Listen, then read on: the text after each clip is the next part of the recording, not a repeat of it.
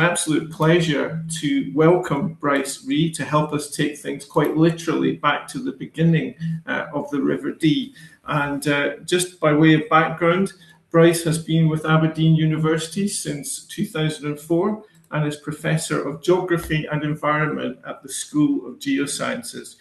He's a fantastic glacial research background and was more recently on board the Royal Research Ship David Attenborough as it made its first science expedition to the Arctic to understand more on the decaying ice sheet and the impacts on the ocean and global climate systems. But having spoken to him just before the call, I know that he's also just come back from the Himalayas. So a man of adventure, Brice, and if I could now ask you to please share your screen and take it away with your presentation.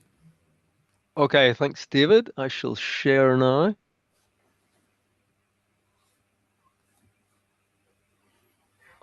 Okay, can people see that? I can see your screen. Yes, thank you, Brice. Okay, that's brilliant. Thanks very much. And thanks for the invite, first of all, and thanks for the introduction, David. So yeah, so I'm a geoscientist based in the University of Aberdeen, and I've been here for quite some time, and I've been kicking around the landscape for quite some time. So I research on glaciers and ice sheets, past, present, and future. And I've got over 35 years fieldwork experience in the Arctic and now the high mountains. I've only recently started working in the high mountains. And there's a few slides here from various places during my career. So this one was just before I came to Aberdeen. That was me at the North Pole because I also worked for the ocean drilling program for a few years, looking at marine sediments. This one was specifically linked to obviously the evolution of the Arctic Ocean. This one where I was a long time ago when I was a PhD student, and that was me in a subglacial cavity sampling basal ice, and I've got a few photographs from beneath a glacier in the talk. And then this was me in the Greenland ice sheet about 15 years ago, sampling boulders for cosmogenic isotope dating so that we could date the retreat history of the ice sheet. So what I'm going to talk to you about is 2.6 years in the million years in the making. So it's the glacial origin of the Dee Valley and ultimately, obviously, the river. Now, the key bit here is that the Dee was in existence before glaciation, but I'm going to talk about really the formation of what we see present day. So just to give you some context, so there's a series of figures here. If you look in the top left, let me get my highlighter up. Can I get my highlighter up? Hang on a sec. There we go. Hopefully you can see that now. So up in the top left here, you can see 27,000 years ago. That's when the British-Irish ice sheet was at its maximum. It was coalescent with the Fennoscandian ice sheet.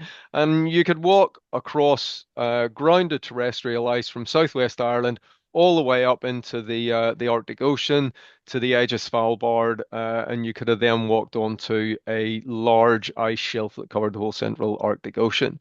But we're looking at the British-Irish ice sheet. This was 27,000 years ago. You can see obviously the Dee, the whole of northeast Scotland, the whole of Scotland, Ireland, northern parts of England and Wales were covered by the ice sheet. And we've got a sequence here of retreat as the ice started to retreat back: 23,000, 19,000, 18,000, 17, 16 and 15. So this is the last glaciation, and it's really critical to realize that now my slides aren't moving for some reason. There we go. It's really important to realize that the Dee Valley that we see today is not just a product of that last glaciation, which lasted from about 100,000 to 10,000 years ago. So what I've got here is a curve that shows this is the Delta 018 marine ocean record. And it's a composite of about 54 marine cores, and it tells us something about the isotopic composition of the ocean. Now, we get that from measuring the isotope composition of these little carbonate foraminifera, and this is a foraminifera in the head of a pin. So these are tiny little beasties. These are planktic ones that live on the surface of the ocean, and they take their isotopic composition changes in relation to the isotopic composition of the source water.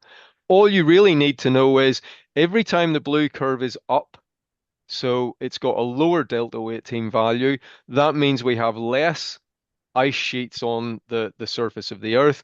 And every time it goes down to the bottom and it becomes more positive in oxygen 18, that means we've built up large ice sheets on the land masses. So present day, we've got an ice sheet in Antarctica and in Greenland.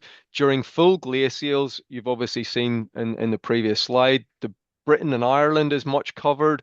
Fennoscandia is covered. North America has the largest ice sheet, which is the Laurentide ice sheet. It also has one in the northwest, which is the Cordilleran ice sheet. There's obviously a large ice mass grows in the Alps. A large ice mass grows, coalescent ice mass grows in the Himalayas, in Patagonia, etc.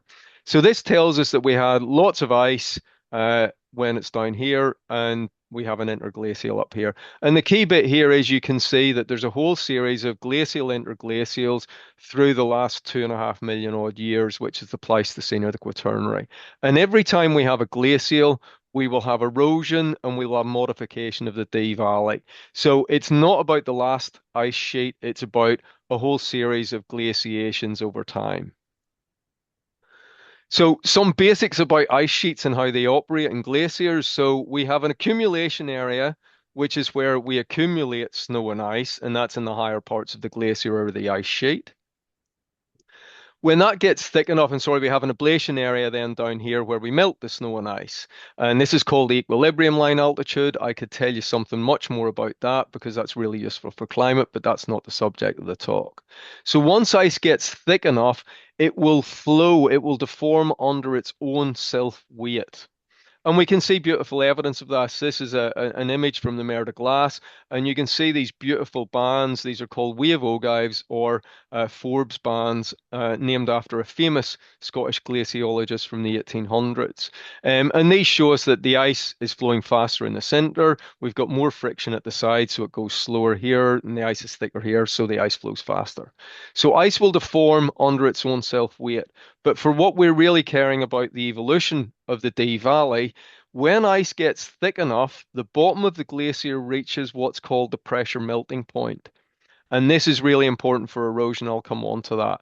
But when ice reaches the pressure melting point, it starts to melt at the bed. So for example, if the ice is 500 meters thick, it will start melting at approximately minus 0.37 degrees C.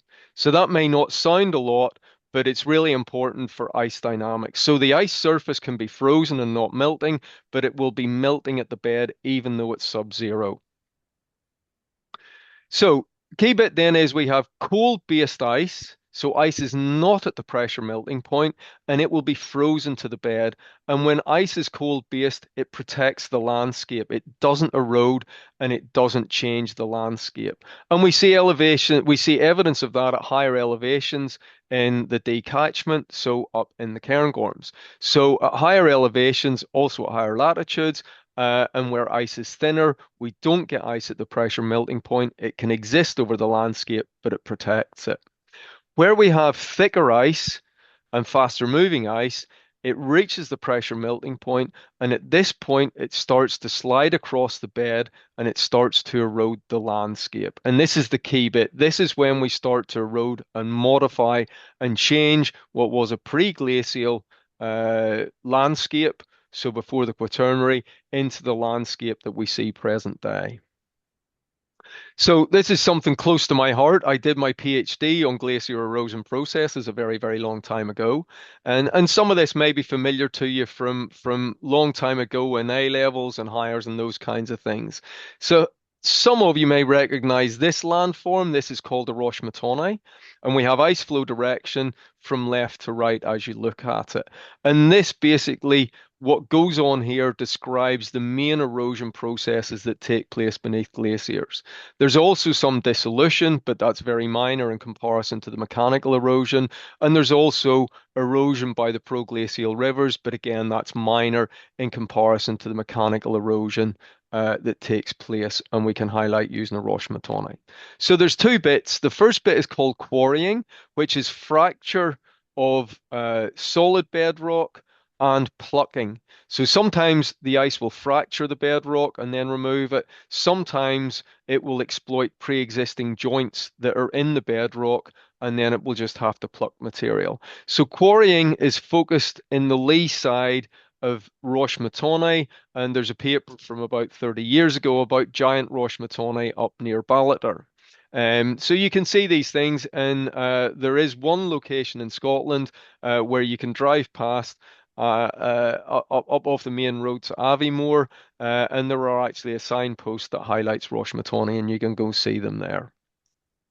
But the other component of glacier erosion is called abrasion, and again we have brittle fracture of rock, and we have polishing of the surface by very fine-grained material. And these are the two main processes by which glaciers erode the landscape. So this is a photograph of my PhD field area. This is a plateau ice field in North Norway, and the reason my supervisor started working there was because it was a great analogue for the cairngorms. So these are kind of giant Roche-Moutonnet in the sense that they're very wide, but we have a stoss side that we have normally on a Roche-Moutonnet, where we have the erosion dominant on the up glacier stoss side, and then we have these steep lee side faces where we have all of the quarrying. Now, this was an interesting location because you can maybe see just here, there looks like there's a little cave in here. And in fact, I was able to go in below the glacier, go across about 30 or 40 meters, and then back up about another 30 or 40 meters. So I was able to work in below the ice, beneath probably up to about 50 meters thickness of ice. And that allowed us to, or allowed me to look at some of the processes that on-go in terms of the ice erosion.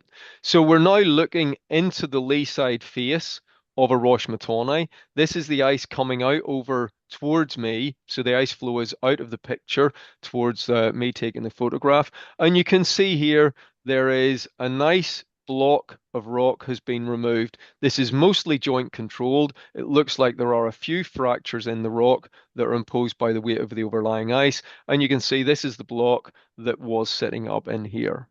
The photograph on the right-hand side is, again, this is another joint-controlled block, so pre-existing joints in the bedrock, and you can see ice being squeezed out along the joints, and that ultimately helps facilitate the plucking and removal of these bedrock blocks. So then abrasion is the process by which we smooth and polish the up glacier stoss sides. So this is actually a Roche-Moutonnet here with what's known as a whaleback sitting on top.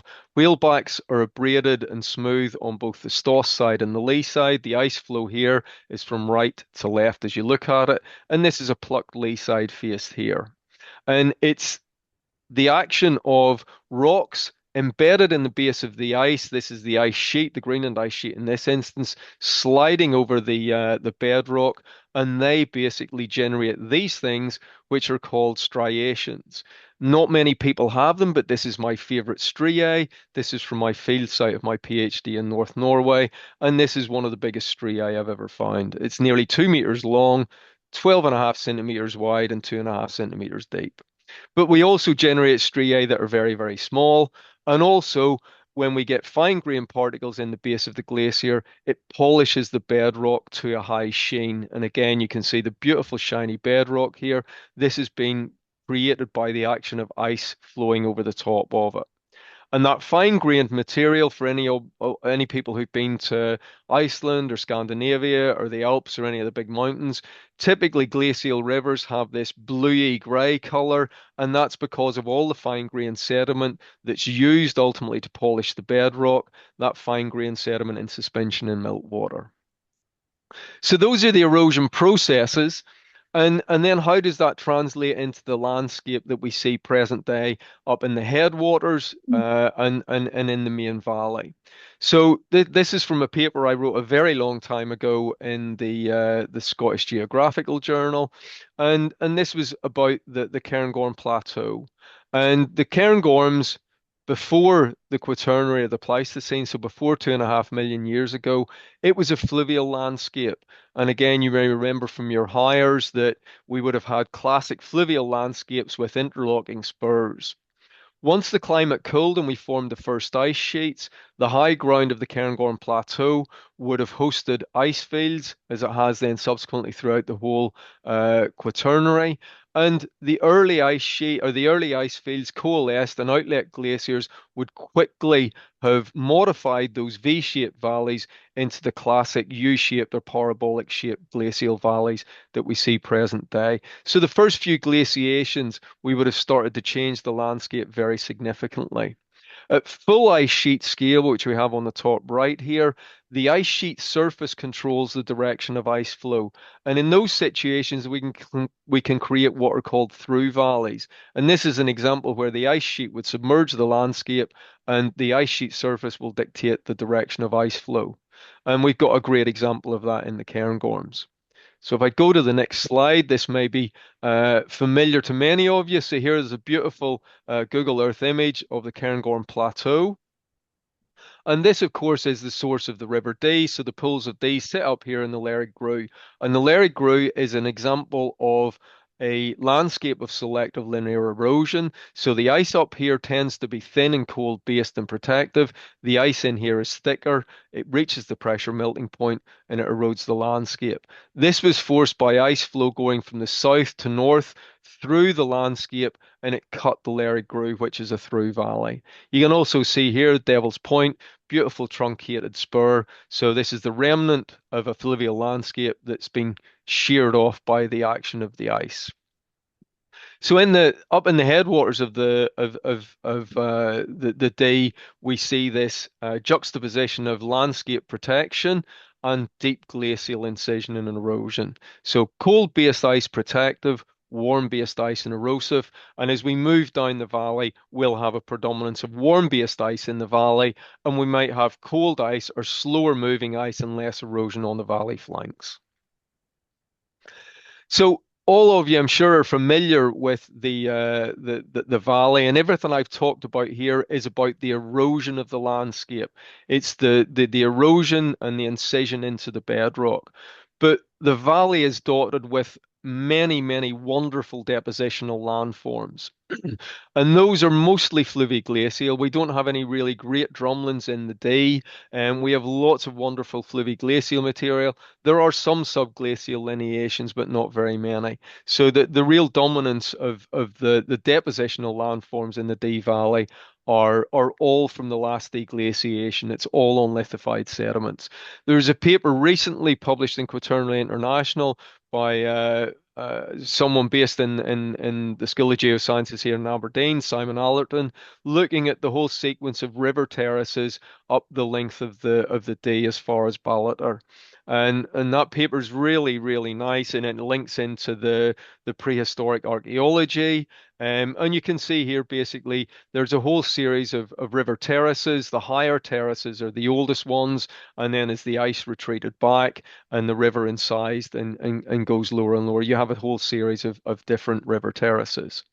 I think Stuart Archer is on the call today, and I would recommend you might ask Stuart to come back and talk to you about some of the landforms, or in fact to ask Simon to give you a talk on the river terraces. This image is from some work that Stuart's been doing, and I've been collaborating with him on it, and some other colleagues from the university here. And this is an image of Bernavatin Dee. And you can see here the wonderful eskers, which are deposited sedimentary deposits deposited in tunnels, meltwater channels, at the base of the ice sheet. And you can see these wonderful positive relief landscape forms here, the eskers. There's some incisions into bedrock, which are lateral meltwater channels. And then if you come across the bridge at Campus May, you can walk down into another wonderful complex of deglacial esker systems in the Dee. So there's a great landform record of deposition generated by retreat of the last ice sheet and deposition of these fluviglacial landforms. So David asked me to say something about the future of the Dee Valley, and I think the way I like to illustrate the future is I again go with the things I know about, which are the ice sheets. So this is atmospheric carbon dioxide measured at Mauna Loa, the longest record of CO2 measured record on the planet. And The orange line is carbon dioxide measured from an ice core in Antarctica at Law Dome. So this is the measured record, and then the proxy record from the ice core you can see matches it beautifully. If we extend that back a little bit in time using the ice core, so now we've got 500 years of time here, you can see carbon dioxide was below 300 ppm. This is when the Industrial Revolution kicked off, and you can see in Antarctica, we started to lock up that signal of increasing atmospheric CO2 from just a few tens of years after the start of the Industrial Revolution. And then you can see it climbs up to the present day. If we use the ice core record and we go back for 2,000 years. Again, you can see CO2 is fairly flat. We hit the Industrial Revolution, CO2 goes up. And then finally, the scariest scenario, this is a composite record of carbon dioxide from multiple ice cores in Antarctica. Every time we're up here, that's an interglacial comparative to present day. Every time we're down here, that's a full glacial, and there's less CO2. And if you come to the right-hand end of the present day, so this is where pre-industrial, we started off with below 300 ppm, and you can see where we are present day in terms of atmospheric CO2. And unfortunately, what this tells us, carbon dioxide drives temperature. We are warming the atmosphere, which means only one thing. We have a more energetic atmosphere. And what that means is we are going to have more intense storms. The atmosphere can carry more moisture, so we will have more precipitation across an annual cycle. So we are likely to have more extreme flooding events and higher magnitude flooding events as we move forward in time. Coupled with that, and we've already seen it in the UK this year and across Europe, we have a heat dome. We've had record-breaking temperatures in the UK. So we are likely in summer to see more low flows and more extremes. So the increasing temperature will lead to more flooding and more likely low flow events. So for the people that are on this call, and that's everybody, I assume, who's interested in the Dee, it's going to become a more challenging environment for all of the wildlife and ecosystems that revolve around the river itself. So just to finish up, I'm coming up to my 20 minutes. The glacial Dee Valley, and it's important to state that the Dee has been in existence before 2.6 million years ago, but only when we had terrestrial glaciation, and it probably started a little bit before 2.6, we started to modify that fluvial landscape into the glacial valley that we see present day. So it's been going for 2.6 million years, it's still evolving and will continue to evolve. It started off as this fluvial landscape, but very rapidly within the first few glaciations, it would have evolved to something that would look familiar to us present day. Glacial erosion on the Cairngorm Plateau and along the flanks of the catchment is low, or periodically when the ice is cold base, it's non-existent. While in the main valley, down in the centre where we have thicker ice and faster flowing ice, that's where we focus our erosion. There's a rich suite of depositional landforms which represent the last deglaciation, so all the fluviglacial material, all the nice river terraces and the eskers and all those things. The rising atmospheric carbon dioxide levels that are currently ongoing, they are going to result in more extremes in the present day and the future river. So we're going to have more and more extreme high flows, and we're going to have more regular and more extreme low flows. So that's just going to make it challenging and more challenging for all of the ecosystems. But one word, eventually the Dee Valley will once again be submerged beneath ice as our orbit changes over time around the sun, which is Milankovitch forcing. So everything tells us that we will go back into a glacial phase, probably in another 8 to 10,000 years.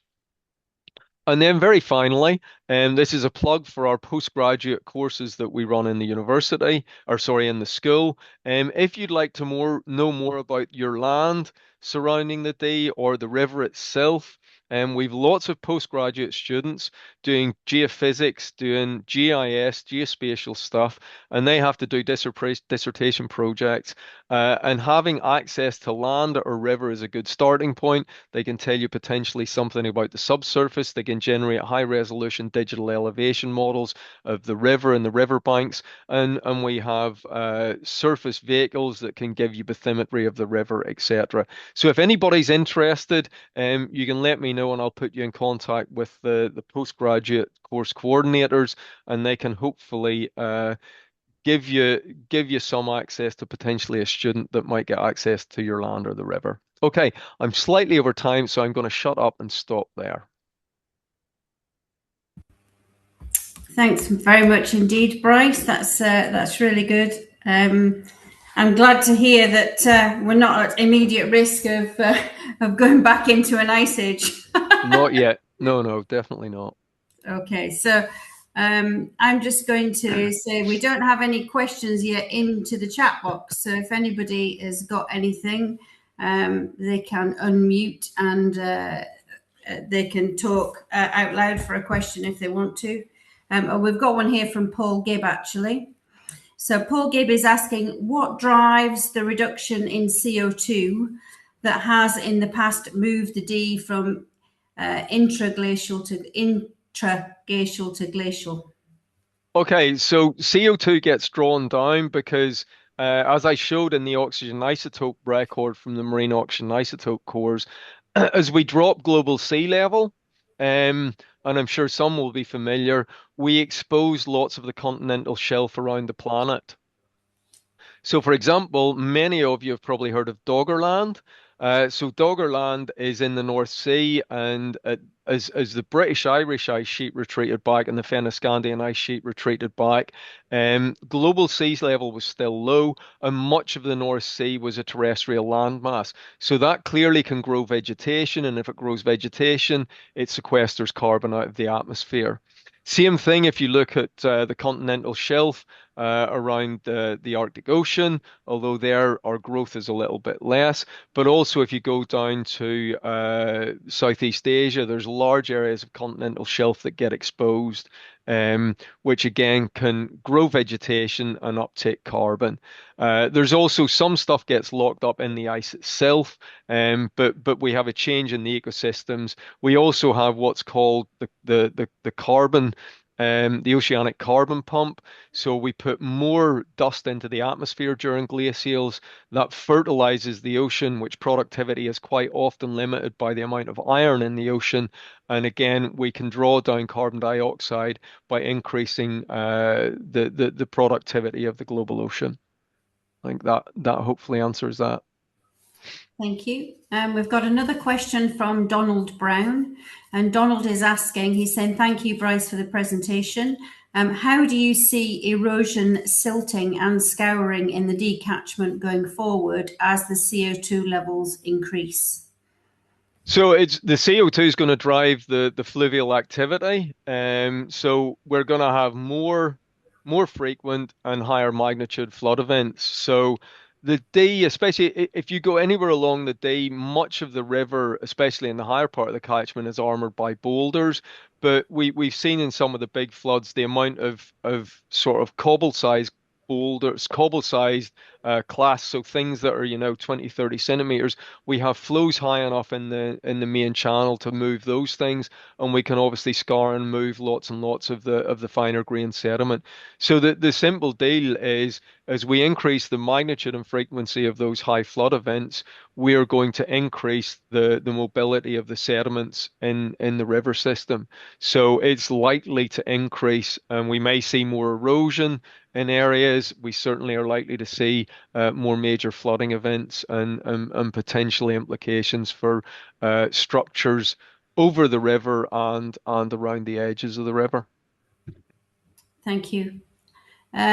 There is a question about asking if the slides can be copied, but we will be able to share this recording with you delivering the slides, but we can also put a copy of the slides onto the River Dee Trust website as well. Yep, that's fine. There's nothing on there that's privileged information or copyrighted or anything, so that's fine. Okay. We've got another quick question here. Given the much higher CO2 levels today, will the processes you described return the Dee to a glacial state? And that was from Paul Gibb, who said, thank you. He said, enjoyed your presentation. So the answer is the main driver ultimately of our change in climate is the Milankovitch forcing. So it's changes in our orbit around the sun, and we will go back towards the conditions which will start to initiate a glaciation.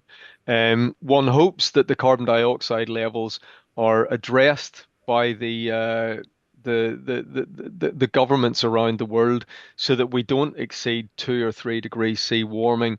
But everything that I've seen is that we are not going to warm the planet sufficiently that when the orbital conditions reach the state to initiate a glaciation, that will not happen. So the expectation is we will return to the initiation of the next glacial in due course, somewhere around 8,000 to 10,000 years from now.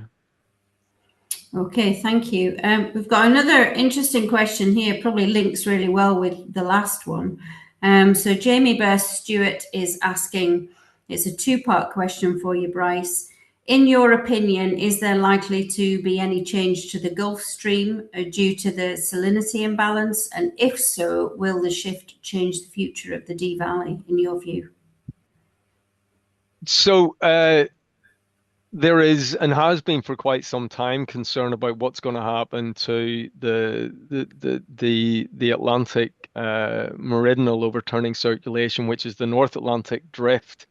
We've seen evidence that the increase in freshwater flux off the Greenland ice sheet reduces salinity and has potentially an impact on reducing the intensity of that current. There was a lot of interest about 20 years ago. There was a very nice Horizon documentary on it about the potential for the shutdown of the AMOC. And should that happen, and it's happened in the past, last time it happened was about 12,000 years ago. Should that happen, then we will have much colder winters because the North Atlantic current currently keeps us warmer and wet in winter, and our summers are kept cool and wet to some degree as well. So should the AMOC shut down or continue to potentially slow down, we are likely to see possibly more extremes, especially in winter, not necessarily so much in summer. But yeah, that will ultimately affect our climate, which has implications for what happens in the day. But there's a lot of error bars on all of the modeling going forward on that. Thank you. We've probably just got time for another 1 or 2 questions. So there's one here. What can the landowners bordering the Dee do to mitigate damage from frequent and higher magnitude floods, erosion, silting events, and what should they not do? So we've got a lot of different landowners on the Dee across the 88 miles. So probably we're thinking here more in the top end of the valley, in the Cairngorms end of the valley, I would imagine, rather than the lower end.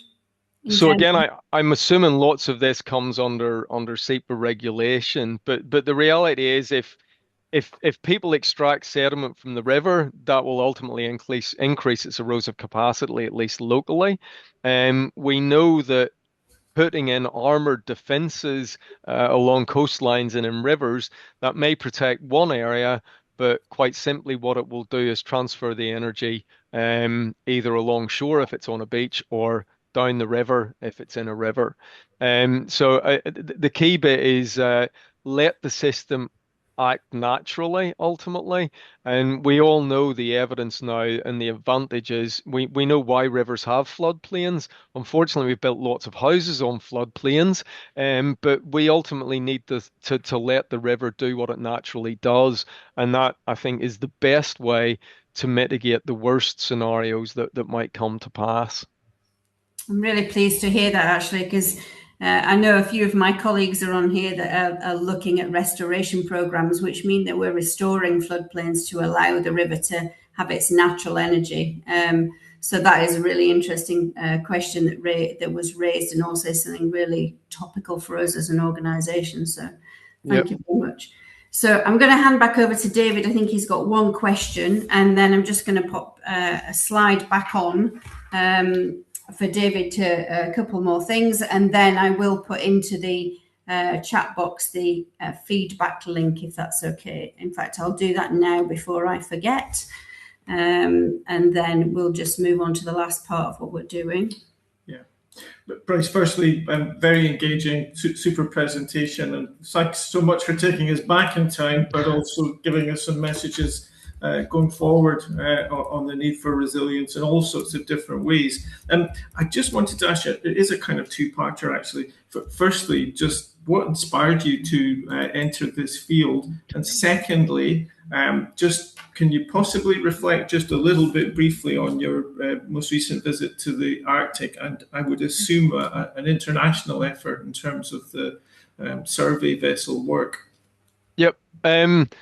So how I ended up in this was I had a choice when I went to university initially to either do geography or to do engineering. And ultimately I decided to go with the thing that I liked most. So I went and did geography and became ultimately a geoscientist.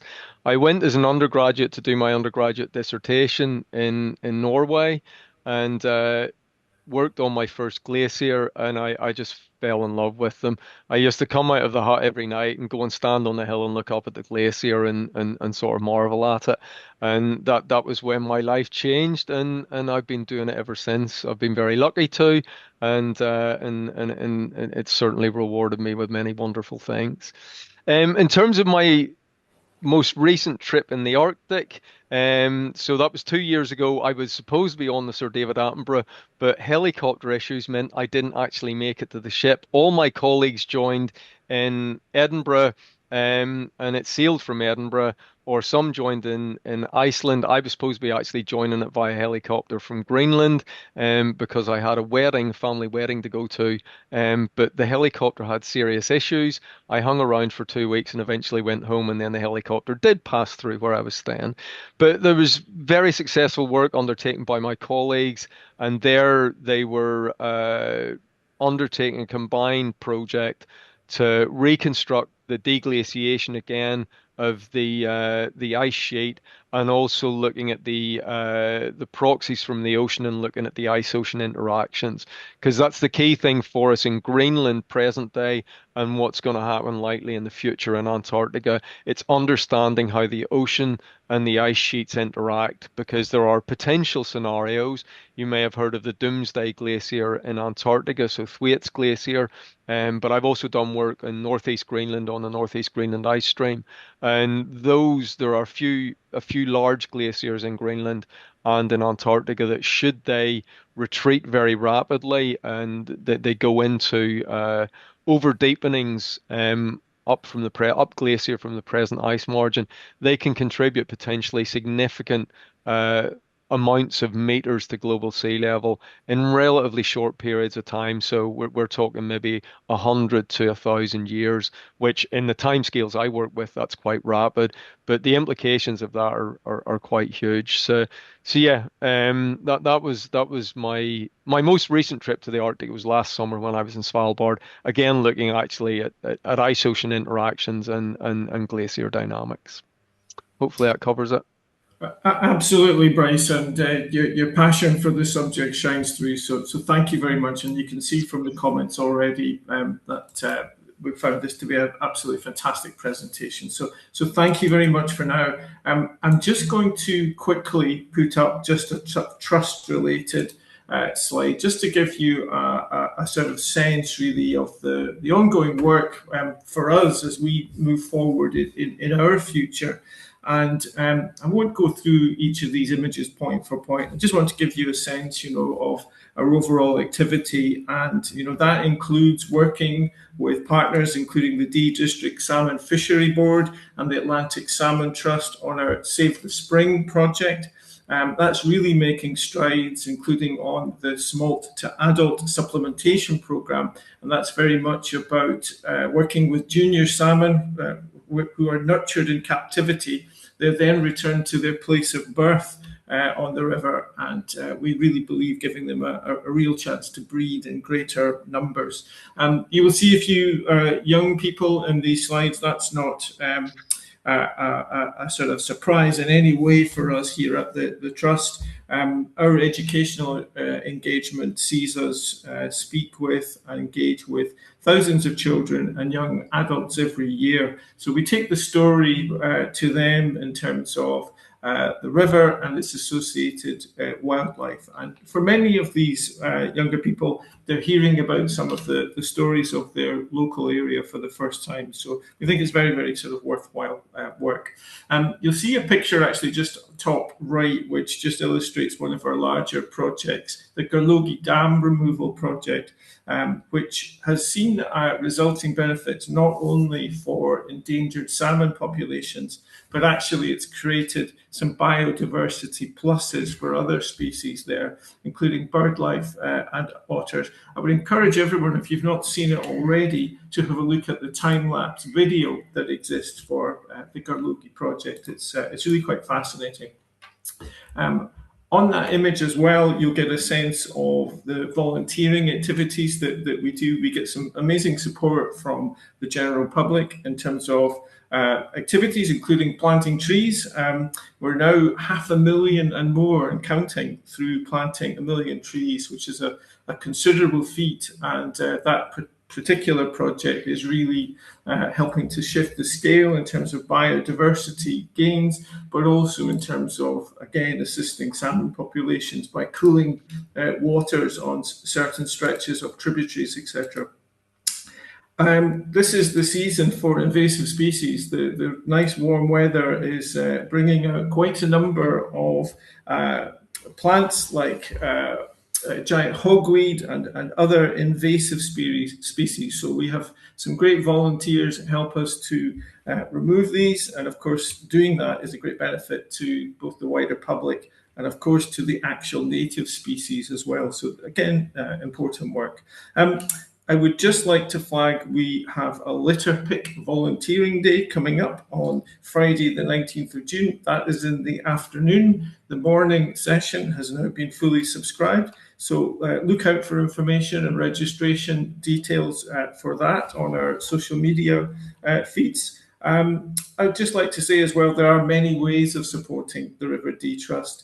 And I hope that in a small way today, your interest has perhaps been raised to consider supporting us, perhaps even support one of our future forums. And in turn, you may be able to see your own organizational logo present on this platform. So please do get in touch.